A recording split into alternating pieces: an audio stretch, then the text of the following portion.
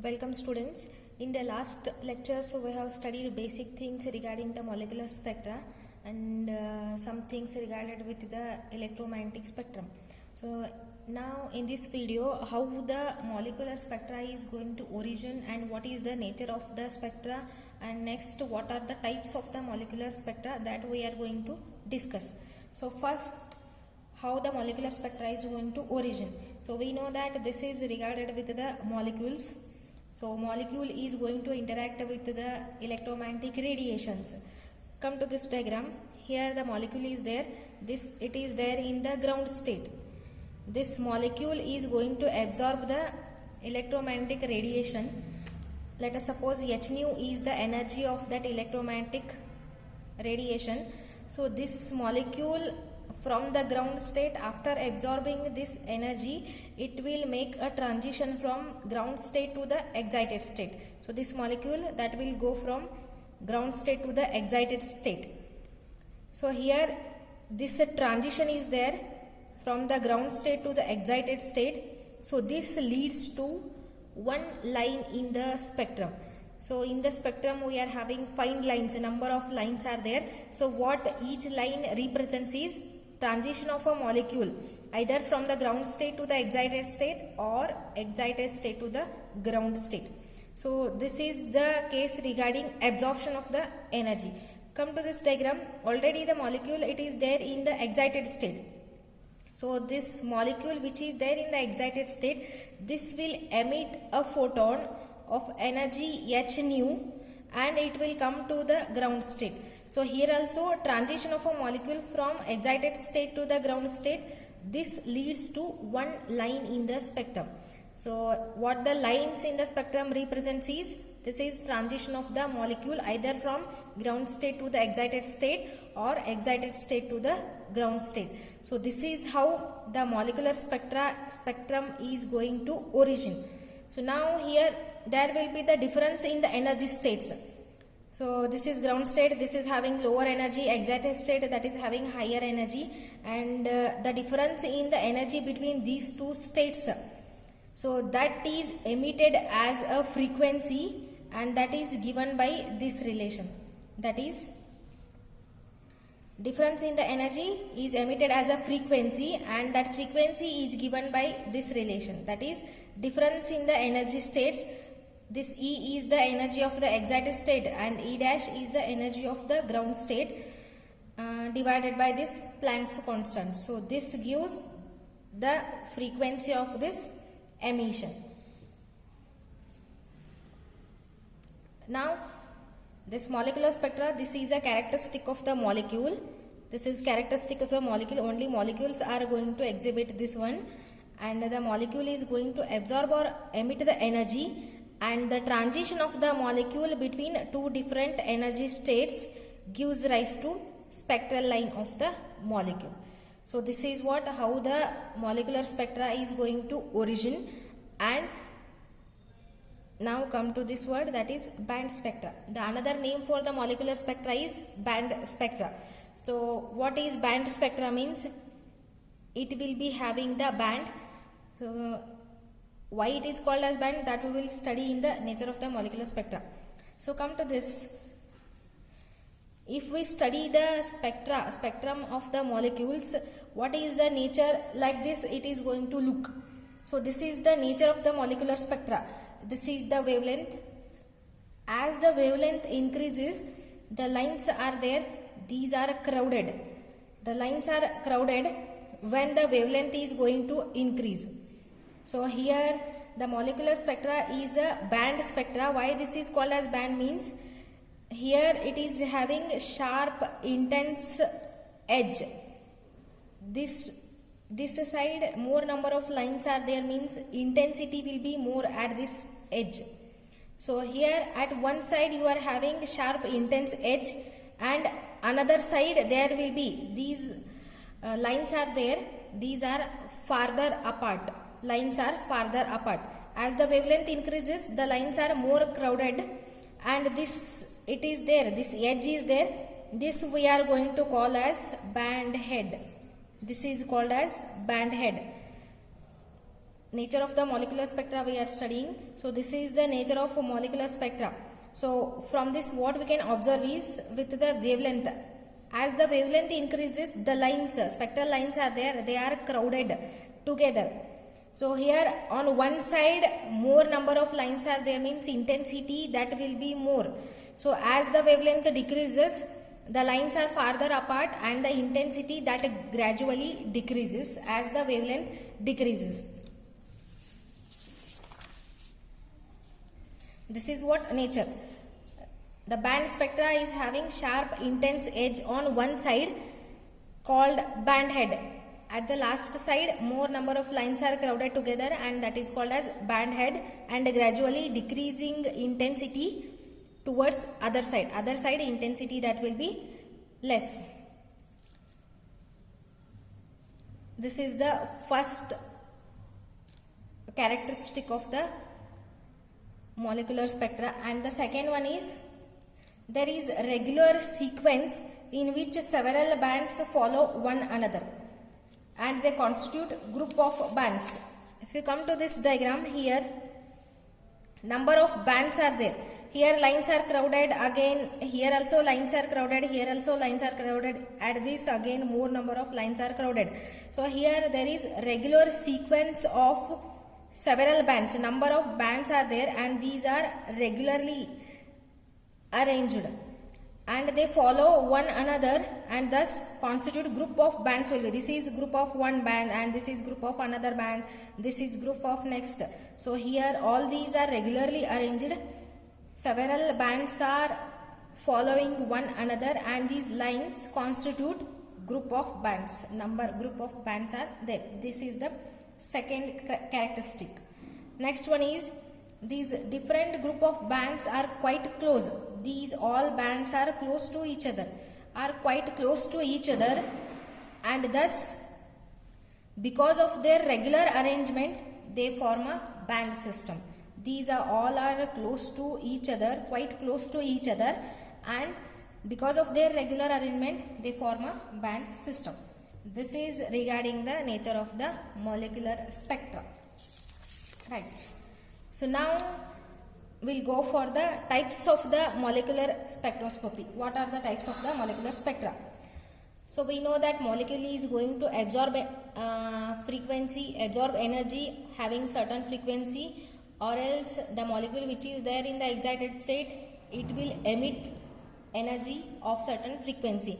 So depending on the frequency of emission or absorption, what frequency it is going to emit or absorb, on that basis the molecular spectroscopy is classified into three types. Depending on the frequency of emission or absorption, molecular spectroscopy is classified into three types. First one, that is electronic spectra. Second one is vibrational rotational spectra. Vibrational and rotational spectroscopy. Third one, pure rotational spectra. So now we'll study one by one. So below that electronic spectra, I have written a word UV and visible. So we know that classification is done on the basis of frequency. So here electronic spectra is also called as ultraviolet and visible spectroscopy. So since this is called as UV and visible spectroscopy, means what? The frequency of emission or absorption that is related with what? Ultraviolet or visible frequency. This we can get. Second one is what? Vibrational and rotational spectroscopy. Another name for this vibrational and rotational spectroscopy is what? Infrared, IR spectroscopy. Infrared spectroscopy. Just by getting into the word IR spectroscopy means what? This is something related with the frequency that comes under infrared region. Okay. Next one is pure rotational spectra. So in order to distinguish this from the vibrational rotational spectra, this is called as pure rotational spectroscopy. Because to distinguish this from the vibrational and rotational spectroscopy, so this is called as what? Pure rotational spectroscopy, and the another name for this spectra is far infrared spectroscopy. Far infrared spectroscopy means this is something related with the frequency that comes in far infrared region. Next to the infrared region. Okay, now we'll study all these spectra one by one. First one, electronic spectra. So already we know electronic spectra is also called as what?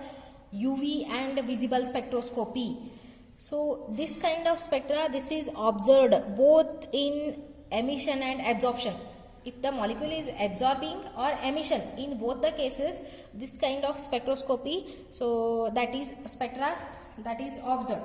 So this is phenomenon of interaction of the molecule with UV and visible light. When the molecule is going to interact with the ultraviolet and visible light, then the electronic spectra we are going to get.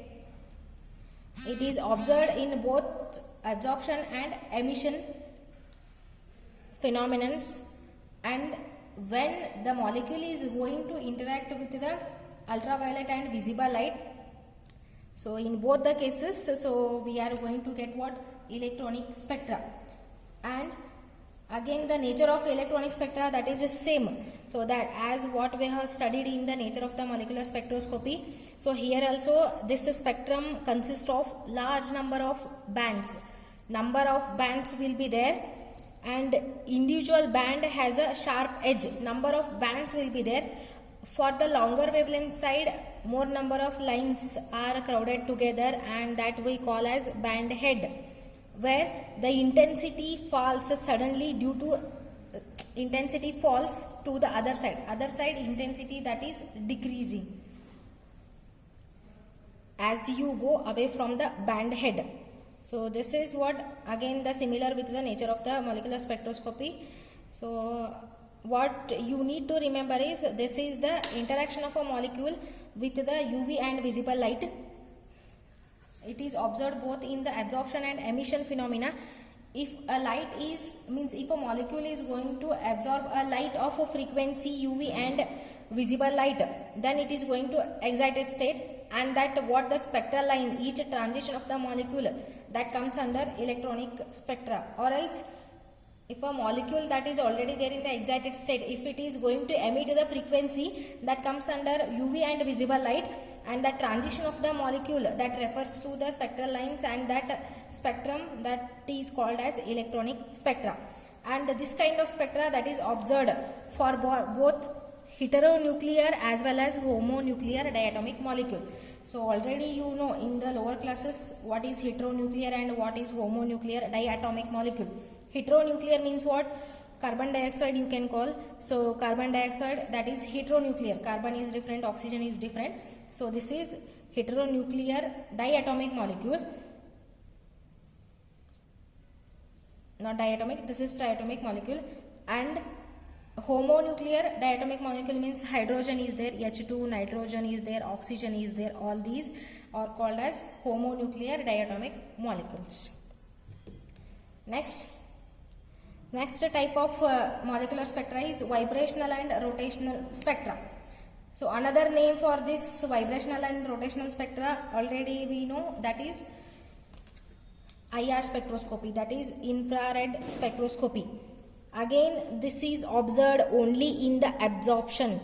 If a molecule is going to absorb a radiation of a frequency that comes under infrared region, then a transition of the molecule that refers to one line in the spectrum. So number of molecules will be there. So each molecule that gives one line in the spectrum, such different number of molecules will be there. All those transitions that refers to the bands, and that spectrum is called as what? Vibrational rotational spectroscopy. If a molecule is going to absorb such kind of, means IR radiations, if it is going to absorb, that a transition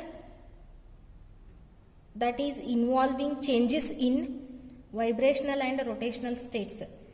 If a molecule is going to absorb IR radiations, then vibrational and rotational states are going to change. And again the characteristics are what? Here also same, number of bands will be there. each band consists of number of fine lines which is accompanied by few weak bands. Weak bands also will be there, and again the strong bands, more intensity bands will be there, and they are also having the fine structure. And this kind of vibrational rotational spectra, this is observed only for the heteronuclear, whereas the electronic spectra, this was observed for both the heteronuclear and homonuclear, but here this is observed only for the heteronuclear molecules, and homonuclear molecules, they do not produce what? Vibrational rotational spectra. They are not going to produce vibrational rotational spectra. Next, third type is pure rotational spectra. So why this is called as pure rotational? In order to distinguish this from this vibrational rotational spectroscopy, this is called as pure rotational spectra. And another name for this is far infrared spectroscopy. Far infrared spectroscopy. And this kind of spectroscopy, this is observed in absorption.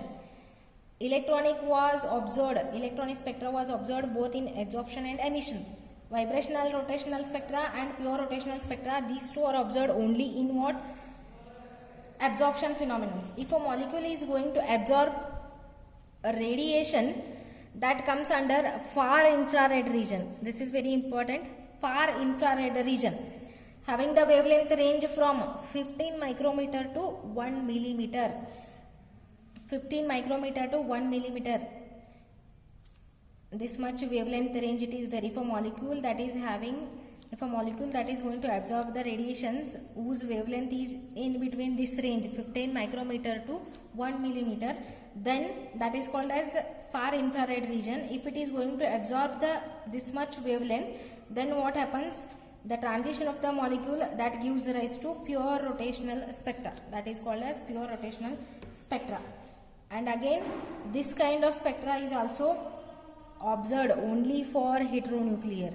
Both vibrational rotational and this pure rotational, these are observed only for heteronuclear molecules, whereas electronic, that was observed for both heteronuclear and homonuclear diatomic molecules.